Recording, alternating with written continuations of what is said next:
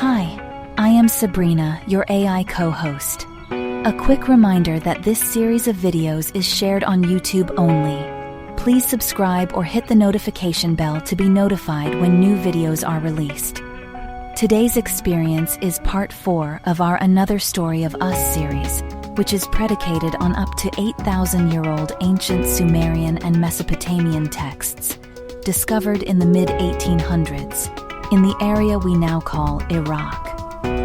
Mainstream scholars have dubbed the Mesopotamian stories as legend and myth, but present-day discoveries continue to tarnish their unwillingness to consider another narrative. Grab your headsets and join us on this extraordinary mind-opening journey through our ancient past and hear another story. Thank you, Sabrina, and thank all of you for dropping in. If you're a first-timer, we welcome you and hope you stick around. We've got a few more subscribers since our last video, and I want to say thank you to our new subscribers and thank you to all our subscribers and to all of us who are reclaiming our power through greater awareness of who we are and where we are. My name is Clay, and today we continue our look into the ancient past through 21st century eyes. We've been making our way through the Sumerian and other ancient Mesopotamian texts on our journey to get as close as we can to the truth of who we really are. And a mind-opening journey it is turning out to be. In our last video, we covered the ancient Mesopotamian versions of the Garden of Eden and the Great Flood. Historians and scholars refer to the flood as the Deluge. The ancient Sumerian and Mesopotamian texts are quite detailed in their account of these historical events, as compared to the biblical descriptions, which comparatively are very condensed versions. The detail of the Sumerian and Mesopotamian texts help bring these stories to light, providing more depth and coherence to our understanding of the dynamics surrounding the actual events. In this video, we'll dive deeper still into the events immediately prior to and immediately following the deluge. Sabrina and Lucas will tell the story. Strap in and let's fly deep.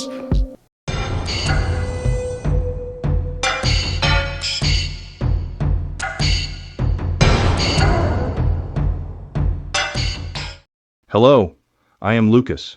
Sabrina and I will be co-hosts today. Let's have a quick recap of our last video. In the Mesopotamian versions of the creation story, it is Enki, the chief scientist, who suggests the genetic engineering to create an earthing to serve as the primitive worker. Therefore, it had to be Enki whom the Bible quotes as saying, "Let us make the atom in our likeness and after our image." Enuma, also known as Nintu, Ninurta, or Ninharsag in different Mesopotamian texts, was Enki's half-sister.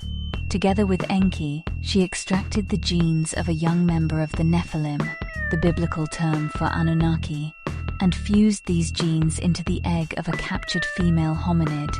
They then implanted the fertilized egg into the ovum of a female Nephilim. That when the Anunnaki Council of 12 agreed to allow Enki to create a primitive worker, it was decided that these new beings would require wisdom, but would not be allowed to procreate, nor should they be granted eternal life, such as that of the gods. Enlil was insistent on these limitations. He was extremely concerned that these new beings would not have the capacity to ever challenge the gods. Once the first humans were available for work, Enlil needed the new creatures to work the fields of the Orchard of Eden in Mesopotamia. Knowing this first version of the new creatures could not procreate, Enki saw his chance to gain a new ally on Earth and antagonize Enlil. This new ally would be Homo sapiens. As the biblical serpent, Enki was the god who further manipulated man genetically to enable him to procreate. Having attained the fruit of knowing, Adam knew his wife Eve, and she bore him Cain. Wholly enraged, Enlil expelled them from the Garden of Eden, the abode of the gods. There were cities built by Cain and his lineage east of Mesopotamia, but a series of murders doomed this line of mankind. A purer line was started by another of Adam's sons, Seth, and in the days of his descendant Enosh, mankind was permitted to return to the land of the gods. It was then that temples, worship, and priesthood started. It was then that the sons of gods, the Agigi, began to cohabit with the daughters of man. Enlil was enraged by the defilement of the gods' racial purity. He saw his chance to rid the earth of mankind. A new ice age was developing on Earth some 75,000 years ago, and the climate became drier and harsher. Crops failed. There was hunger, and Enlil decreed that food be withheld from the earthlings. Enki, however, having established a relationship with his creation, and never missing an opportunity to antagonize Enlil, secretly helped mankind, mostly with fish of the sea. As the gods were letting mankind perish, about 13,000 years ago, their scientific center in the southern hemisphere reported that the ice sheet over the Antarctic continent was beginning to shift, gliding on its own slush. Also, at this time, the planet Nibiru was on its way back into the solar system. As Nibiru neared Earth, its gravitational pull would give the ice sheet its final jolt. It would slip into the ocean, creating a massive tidal wave that would engulf the Earth. Although the gods agreed at council to keep the coming calamity a secret from mankind, Enki once again frustrates the plan by revealing the secret to a faithful earthling called Zeusudra, the biblical Noah. The Mesopotamian texts offer detailed insight into the dynamics surrounding events prior to and immediately following the Great Flood. Prior to the flood, when humans were allowed to return to Eden, the home of the gods, they were allowed to proliferate. They were no longer just servants and field serfs, but were taught to perform all manner of tasks. They built houses for the gods, which we call temples, and they learned to cook, dance, and play music for the gods' entertainment. Gods and earthlings mingled, and children were born unto them. This period lasted for thousands of years prior to the Deluge. We refer to this era as the pre-Diluvian period. The point here is that there was an advanced civilization on the Earth prior to the Great Flood. Mainstream archaeologists and other scholars who ascribe what's taught in our global classrooms have dated our civilization back almost 6,000 years to ancient Iraq, Egypt, India, China, Peru, and Mexico. However, sites such as Göbekli Tepe in southeastern Turkey have thrown a huge wrench into this staunchly defended narrative. Dated thus far to about 12,000 BCE, which coincides with the end of the last ice age, the architecture, engineering, and project management needed to accomplish this ancient site is only feasible if there was an organized social structure in place. This opens a space for discussion of Atlantis, the so-called mythical civilization described by the ancient Greek philosopher Plato. We'll circle back to Atlantis in a future video. During the pre-Diluvian period, Enlil was not at all pleased with the sexual mingling of gods and earthlings. As the chief deity of Eden, Enlil felt that the Anunnaki had lost their sense of mission, and even more disconcerting, they were creating hybrid beings amongst their race to boot. As nature would have it, the Earth at this time was entering an ice age, which not only made the land arid, but was also causing change in Antarctica, referred to by the texts as the Great Below. The South Pole ice cap was thickening, increasing its weight and causing friction and heat at its bottom. It was floating on its own slush. This was also a time when the 12th planet, Nibiru, was on its way back to the place of crossing between Jupiter and Mars, and there would be earthquakes and other disturbances as had occurred on previous orbits into the solar system. It could well trigger the ice cap's slippage, causing massive flooding across the planet. From this catastrophe, Even the astronauts themselves were not invulnerable. The Anunnaki used deception and lies to keep the catastrophe from mankind. Fearing the spaceport would be mobbed, all the gods were made to swear an oath of secrecy. With oaths taken and secrecy sworn, for Enki and Ninhursag, the question of mankind's destiny was at the forefront. Shall their handiwork perish and turn to clay, as Enlil wished, or should the seed of mankind be preserved? In the city of Shurupak, under the lordship of Ninhursag, kingship had been lowered to a man for the very first time. This man was called Zeusudra. It was Zeusudra who pleaded to Enki and received help with fish of the sea during this period of famine humanity was experiencing. In the face of the upcoming catastrophe, and also mindful of his oath, Enki saw a chance to save mankind. The next time Zeusudra came to pray and plead in the temple, in a scene eerily similar to modern-day Catholic confession, Enki began to whisper from behind a screen. Pretending to talk to himself, Enki gave Zeusudra urgent instructions. Tear down the house, build a ship. Give up possessions, seek thou life. Forswear belongings, keep soul alive. Aboard ship, take thou the seed of all living things. That ship thou shalt build, her dimensions shall be to measure.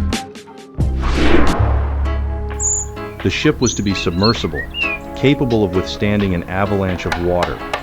The Sumerian text contained detailed dimensions and structural instructions for the various decks and compartments.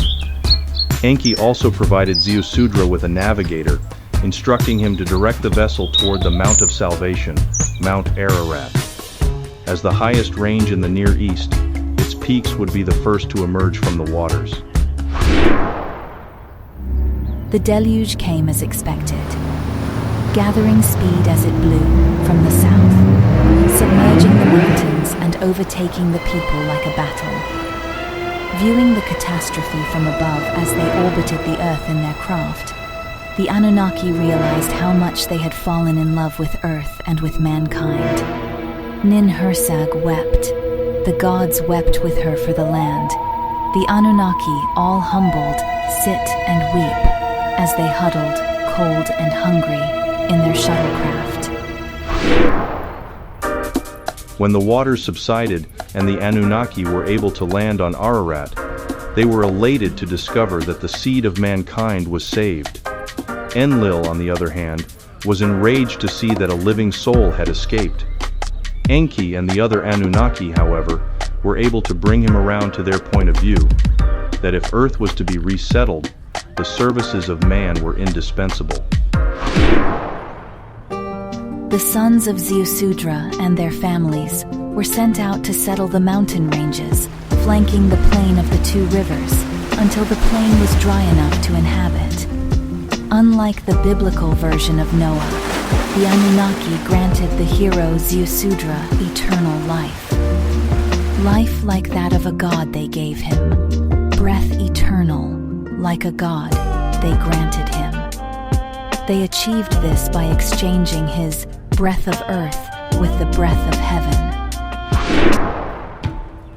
In the words of the Sumerian king's list, the deluge has swept over 120 shars after the first landing on Earth. A shar is one 3,600-year orbit of Nibiru around the Sun. 120 shars is 432,000 Earth years, placing the deluge at about 13,000 years ago. It was exactly the time when the last ice age abruptly ended and agriculture began. 3,600 years later, the new Stone Age, as scholars refer to it, the Age of Pottery, began.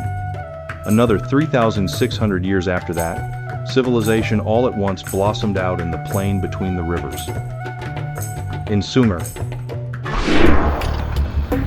And the whole earth was of one language and of one kind of things, as taken from the book of Genesis. But soon after the people had established themselves in the land of Shinar, Sumer, and built dwellings of fired clay bricks, they conspired to build a city and a tower the top of which can reach unto heaven. Setting the stage for the story of Babylon.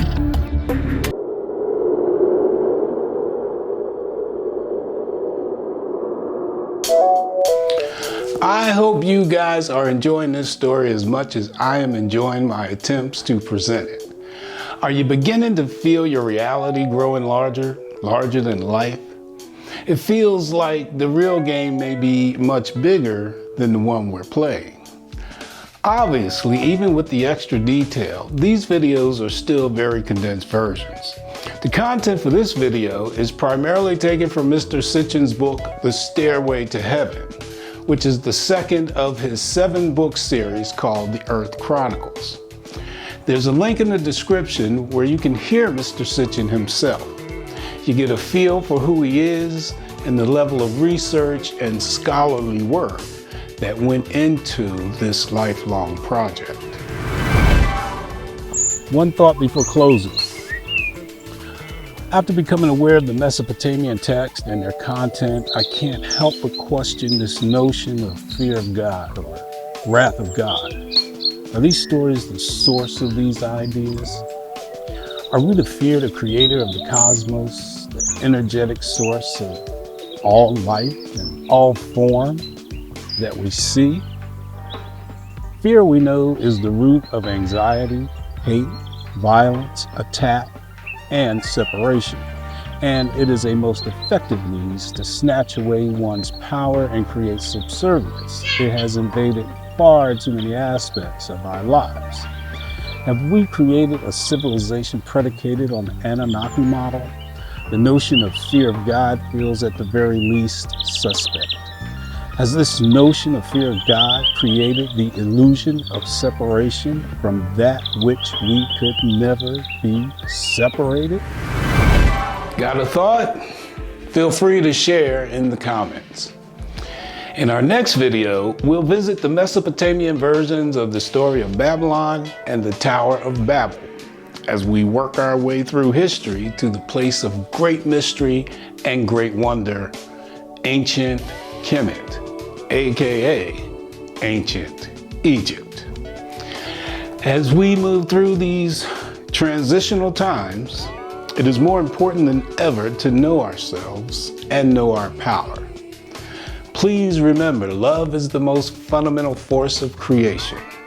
Let's keep a smile in our hearts and share it with the world. Thank you for watching. Namaste.